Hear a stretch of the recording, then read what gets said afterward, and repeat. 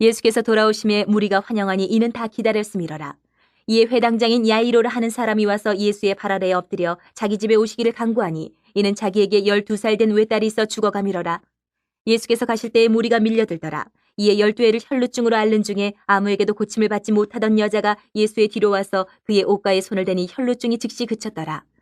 예수께서 이르시되 내게 손을 댄 자가 누구냐 하시니 다 아니라 할 때에 베드로가 이르되 주여 무리가 밀려들어 미나이다. 예수께서 이르시되 내게 손을 댄 자가 있도다. 이는 내게서 능력이 나간 줄 알미로다 하신대 여자가 스스로 숨기지 못할 줄 알고 떨며 나와 엎드려 그 손댄 이유와 곧 나은 것을 모든 사람 앞에서 말하니 예수께서 이르시되 딸아 내 믿음이 너를 구원하였으니 평안히 가라 하시더라. 아직 말씀하실 때에 회당장의 집에서 사람이 와서 말하되 당신의 딸이 죽었나이다. 선생님을 더 괴롭게 하지 마소서 하거늘 예수께서 들으시고 이르시되 두려워하지 말고 믿기만 하라. 그리하면 딸이 구원을 얻으리라 하시고 그 집에 이르러 베드로와 요한과 야고보와 아이의 부모 외에는 함께 들어가기를 허락하지 아니하시니라. 모든 사람이 아이를 위하여 울며 통곡하며 예수께서 이르시되 울지 말라. 죽은 것이 아니라 잔다 하시니 그들이 그 죽은 것을 아는 거로 비웃더라. 예수께서 아이의 손을 잡고 불러 이르시되 아이야 일어나라 하시니 그 영이 돌아와 아이가 곧 일어나거늘 예수께서 먹을 것을 주라 명하시니 그 부모가 놀라는지라. 예수께서 경고하사 이 일을 아무에게도 말하지 말라 하시니라. 오늘 수요일 저녁 예배 말씀은 믿음이 너를 구원하였다 이렇게 되어 있습니다. 구원을 어떻게 얻을까? 구원을 어떻게 얻을까? 이 문제는 우리 기독교뿐만 아니라 여타 다른 많은 올바른 종교든 올바르지 못한 종교들 간에 가장 핵심적인 문제. 어떻게 하면 구원을 받을까? 어떻게 하면. 우리 기독교 역사를 살펴보아도 이 구원을 어떻게 받을까에 대한 여러 가지 논쟁이 수없이 계속되어 왔어요. 기독교 역사 속에서. 그 문제에 어떤 해답을 찾느냐, 가지느냐에 따라서 신앙이 성공하느냐 실패하느냐가 달려 있어요.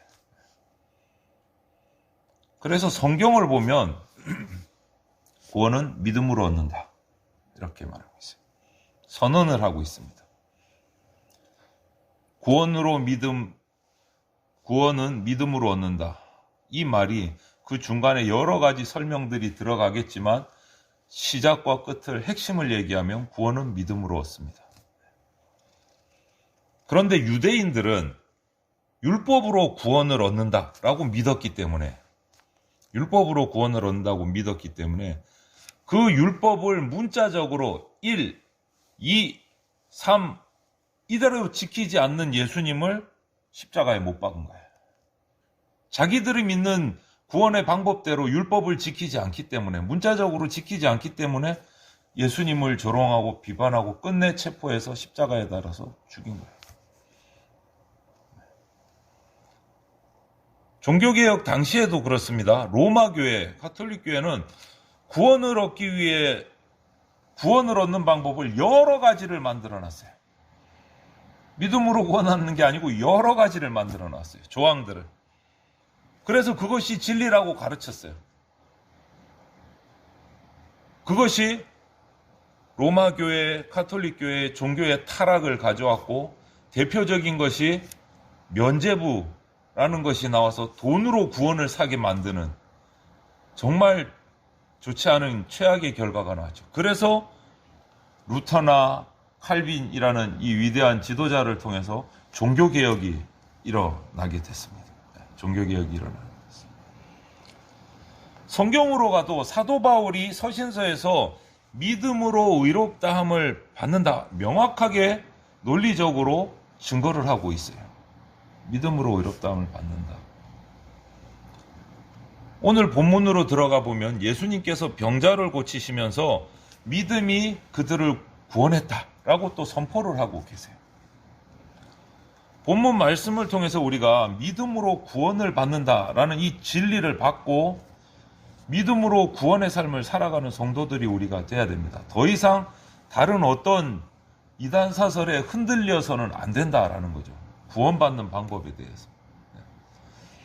여타 이단들은 또 알쏭달쏭한 말들을 교리를 가지고 자기들의 교리를 가지고 우리 성경적인 정통적인 그리스도인들을 또 미혹을 해요. 성도들을. 오늘 이 말씀을 붙들고 흔들리지 않으시기를 바라요.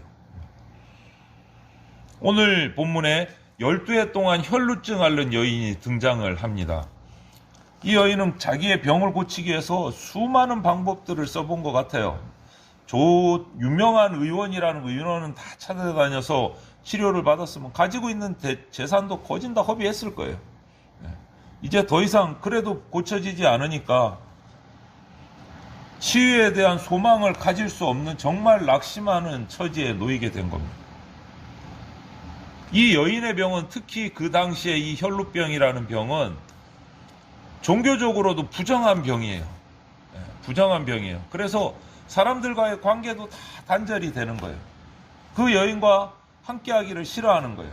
신하게 살고 싶지 않은 거예요. 부정한 병이기 때문에.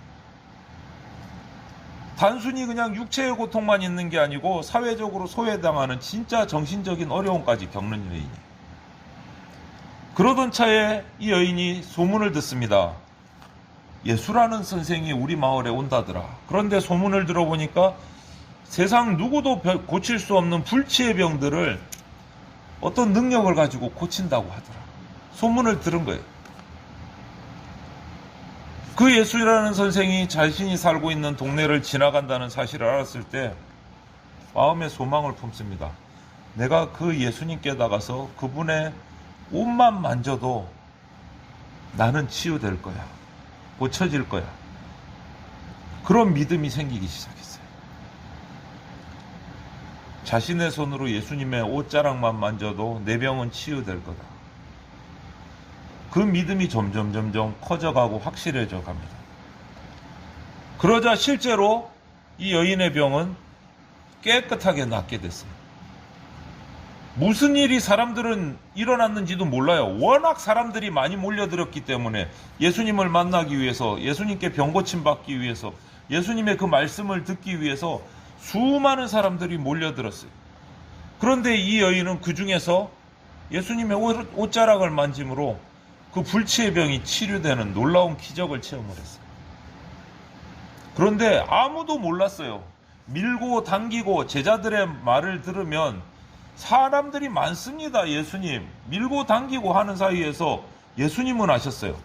자신에게서 능력이 나갔다는 걸 아셨어요. 누가 내 옷에 손을 대었느냐라고 물었어요. 제자들은 그게 무슨 소리인지 몰랐어요. 지금 전부 다 밀고 당기고 하는데 누가 손을 대요? 다 손 다이지. 그런데 그 여인은 예수님의 그 말씀을 듣고 두려움 속에서 자기가 예수님의 옷자락을 만졌다고 고백을 합니다. 그리고 병이 나았음을 고백을 해요. 허락도 받지 않고 예수님의 능력을 힘입어서 자신의 병이 나았다. 그것 때문에 두려워했단 말이에요. 그런데 예수님은 그 여인의 고백을 들으시고 그녀에게 믿음이 너를 구원했다 라고 말씀하시면서 평안히 돌아가서 건강하게 지내라 라고 축복을 해주세요. 이 여인이 예수님께 대한 순수한 믿음이 치유하고 구원했다라는 거예요. 치유하고 구원했다. 예수님은 병 고친 걸 얘기하지 않으셨어요. 내 믿음이 너를 고쳤다가 아니고 내 믿음이 너를 구원했다라고 말씀하셨어요. 그의 믿음을 보신 거예요. 믿음을. 그의 순수한 믿음, 흔들리지 않는 믿음을 보시고 그 영혼이 구원받았다고 선포를 하셨어요. 육신에 치유받은 거는 덤인 거예요. 덤인 거예요. 영혼의 구원을 얘기하셨어요. 영혼의. 오늘날에도 성령의 은사를 받아서 질병을 치유하는 사역자들이 소수지만 있습니다. 은사자들이. 그들의 사역은 예수님의 이런 복음서에 나온 치유 사역과는 약간의 차이가 있지만 성령의 능력으로 병을 치유한다는 면에서는 또 동일해요. 그런데 경계할 것이 하나 있습니다. 조심해야 될 것. 치유의 능력이 그 사람에게서 나오는 것처럼 여기면 안 된다. 근데 많은 사람들이 거기에 빠져요. 하나님께서 그 사역자에게 병고침 치유의 은사를 주셔서 성령의 도구로, 통로로 사용하는 것은 사실입니다. 하지만 치유의 역사의 근원은 인간의 어떤 특별한 능력에서 나오는 것이 아니고 하나님께 대한 믿음의 결과다라는 것을 우리가 제대로 알고 있어요.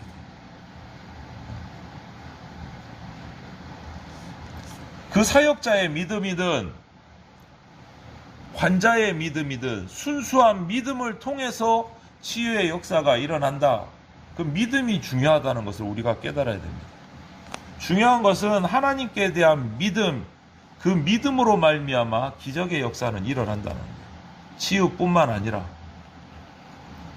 혈루증을 앓고 있던 여인의 그 순수한 믿음이 예수님께 손을 대고 예수님이 기도하지도 않으셨고 안수하지도 않으셨는데도 예수님의 옷자락을 만지는 것만으로도 병이 치유됐던 것처럼 성도, 저와 여러분들이 하나님에 대한 순수한 믿음이 역사를 일으킵니다. 순수한 믿음이. 병 고침에만 한한 것이 아닙니다. 모든 사역에 있어서, 모든 삶에 있어서 우리의 순수한 믿음이 세상적인 계산이 없는 깨끗한 믿음이, 바보 같은 믿음이 하나님의 역사를 일으킨다. 인간의 눈으로 볼 때, 인간의 계산기로 볼 때는 말도 안 되는 어리석고 바보 같은 천치 같은 믿음이 하나님의 역사를 일으킨다라는 거예요. 성경은 죄인이 의롭다함을 받아서 구원에 이르는 것이 이러한 예수님께 대한 믿음밖에는 없다라고 증거를 하고 있어요. 다른 것은 없다라고 얘기해요. 다른 것은 없다. 우리 모두는 믿음으로 구원을 소유하게 된 사람들이에요. 저나 여러분들이나. 그런데도 오늘 우리 삶 속에서 역동적인 그 기적의 역사, 하나님의 역사를 체험하지 못하는 이유가 뭘까? 나는 구원받은 사람임에도 불구하고 딱 하나예요. 직분과 상관없이 하나님의 말씀을 이 여인처럼 순수하게 바보같이 믿지를 못해서 그래요. 나도 모르게 계산하고 있는 거예요. 나도 모르게 의심하고 있는 거예요. 이 말씀을 전하는 이 목사조차도 부끄러워요. 순수한 믿음을 실천하지 못하기 때문에 역사가 안 일어나는 거예요. 우리가 믿을 때 성령께서 그 능력을 베푸셔서 구원을 일으켜 주신단 말이에요. 우리가 믿고자 할 때 순수하게 하나님만 바라볼 때 성령이 역사하셔서 믿게 하시고 구원의 역사를 베풀어 주신다. 좀 더 바보 같아져야 될 것 같아요. 우리가 이 여인처럼 말도 안 되잖아요. 그 많은 사람 사이에 그 힘든 병든 몸을 이끌고 비집고 들어가서 어떻게 손을 내밀어서 옷자락만 스쳐도 내가 나을 거야. 그 바보 같은 믿음, 순수한 믿음, 그런 믿음이 우리 가운데 있어져야 된다.